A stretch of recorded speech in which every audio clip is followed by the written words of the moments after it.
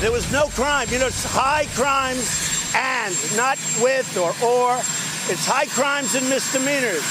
There was no high crime and there was no misdemeanor. So how do you impeach based on that? So we're good. The impeachment debate among Democrats is heating up nonetheless following Robert Mueller's public remarks yesterday. So far, at least 51 members of the House now favor starting an impeachment inquiry against President Trump. The number includes one Republican, Justin Amash of Michigan, nearly a dozen members of the House Judiciary Committee, notably.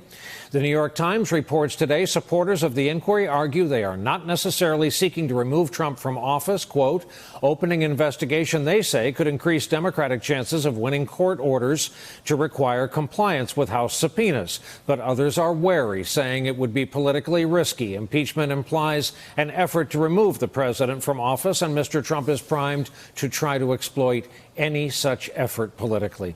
We're happy that with us back again are Anita Kumar, White House correspondent and associate editor over at Politico, and here in the studio, Jeremy Peters, political reporter for the New York Times. Good evening to you both. Jeremy, I'd like to begin by showing you a voter who was interviewed in the pretty much rock-ribbed conservative congressional district of Mr. Amash out in Michigan. She was interviewed about the Mueller report. I was surprised to hear there was anything negative in the Mueller report at all about President Trump. I hadn't heard that before, and I mainly listened to conservative news, and I hadn't heard anything negative about that report, and President Trump had been exonerated. Jeremy, that woman would be an American. She lives in America, and she has a good many Americans just like her. So if the standard for the Democrats is an overwhelming national agreement that this needs to happen, how far do you reckon we are from that? Right.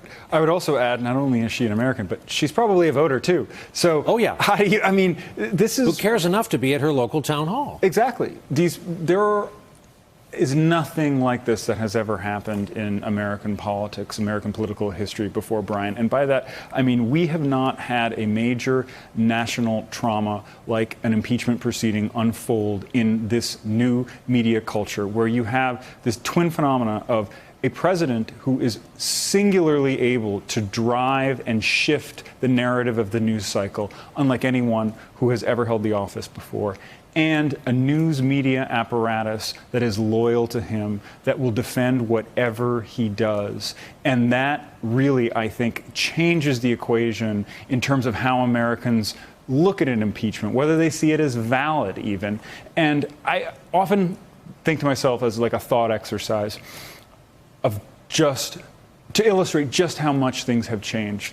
What would have happened if the My Lai massacre occurred while Donald Trump was president and Sean Hannity was on the air at Fox? How would Americans have processed that? Would they have thought that it really even happened? And I think that those are the stakes. That's what you need to think about going into something like a national trauma that the impeachment would be. Wow, I'm old enough to remember that story, and Lieutenant Kelly, and the scars it left. Anita, is there any way a reporter like yourself can find out rationally in that West Wing how great a fear of impeachment really does exist? I don't know. It is a tough thing to say because, you know, we've talked about this before, the president and his aides, and more importantly, his campaign, really do push that they see this as a political win for them. I know that sounds kind of absurd, right? But they're banking on the fact that there aren't the numbers. There are literally not enough Republicans. I mean, you mentioned there's one lone Republican out there, and look at the reception he's gotten in the last week or so since he came out and called for impeachment. I mean, not just the Trump, President Trump's allies, but just Republicans. They are, mocking him and saying that there's no one else that's going to be like him, right? He's probably going to get primaried. He may not even be in office, coming up here. So it's just they are banking on this, that they that the Democrats don't have the votes. And so at the moment, they feel okay about it. Now, that could change. It was very interesting to hear what Robert Mueller said yesterday. But of course, the talking points from the White House and the campaign were still, it's still nothing, right? There's still nothing there when clearly things had changed. Hey there, I'm Chris Hayes from MSNBC. Thanks for watching MSNBC on YouTube. If you want to keep up to date with the videos we're putting out, you can click subscribe just below me or click over on this list to see lots of other great videos.